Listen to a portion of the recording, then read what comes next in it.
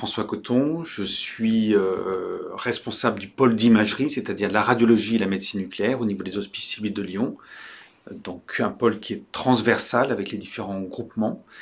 Et nous avons l'occasion d'avoir de bases de données en imagerie, à peu près 560 000 examens par an.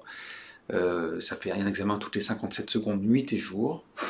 Et cela depuis de nombreuses années, puisque nous avons 8 millions d'examens, avec des examens qui sont des radios simples, non médicalisés, et puis des examens radiologiques médicalisés. Ça va de la radiologie interventionnelle jusqu'aux équipements lourds comme le scanner, l'IRM, ou des gestes, par exemple, en scénologie interventionnelle, grâce à l'échographie ou à la mammographie.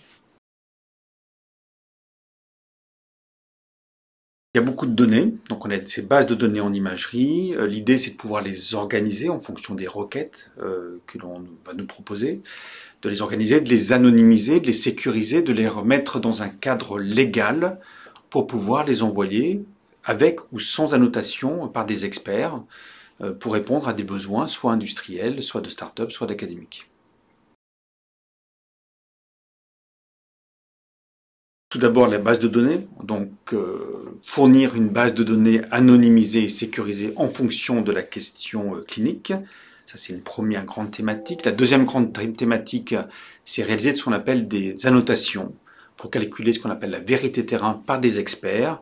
On va mesurer une atrophie du cerveau, on va identifier le volume d'un infarctus, par exemple myocardique.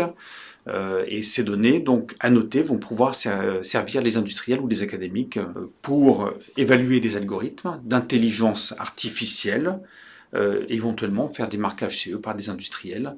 Et puis troisième aspect, c'est éventuellement vérifier, faire des études d'impact organisationnel, savoir par exemple si dans des services d'urgence, l'utilisation d'IA peut être intéressante pour les fractures osseuses, et qu'est-ce que ça va modifier sur les pratiques, sur le temps médical, et puis pour le patient. Donc ça a débuté il y a quelques mois seulement, mais nous avons déjà plusieurs sujets sur lesquels nous travaillons. Un exemple, cancer du sein, en IRM, avec l'annotation du cancer du sein et les comptes rendus radiologiques. Donc ça, c'est la vérité terrain, pour voir si l'algorithme d'intelligence artificielle est capable de détecter ces cancers du sein. Nous avons également un projet de mesure en fonction des points sur des radios du bassin, donc des radios simples, pour calculer l'obliquité du pelvis et les différents diamètres de façon automatique, pour savoir finalement en termes de prédiction si l'enfant va passer ou pas. Ça, c'est un deuxième projet. Et puis, nous travaillons beaucoup avec Philips dans le cadre du partenariat qu'on appelle gestion optimisée du parc d'imagerie.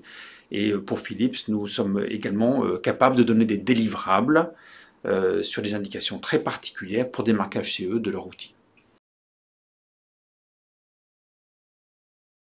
Tout est sur le site internet, hein. Vous allez voir sur le site des Hospices civils de Lyon. Après, nous avons un chargé de projet qui s'appelle Stéphanie Lyon. Vous allez avoir les coordonnées qui vont s'afficher, qui fait partie de l'innovation, hein. Elle est impliquée dans le cadre de la direction de l'innovation. Si vous avez une demande, vous faites la requête. Tout de suite, on peut faire facilement un devis en fonction bien sûr de la question posée. La requête elle est plus ou moins longue, ce qui va permettre d'avancer à mon avis assez vite sur les projets si tout le monde se met d'accord.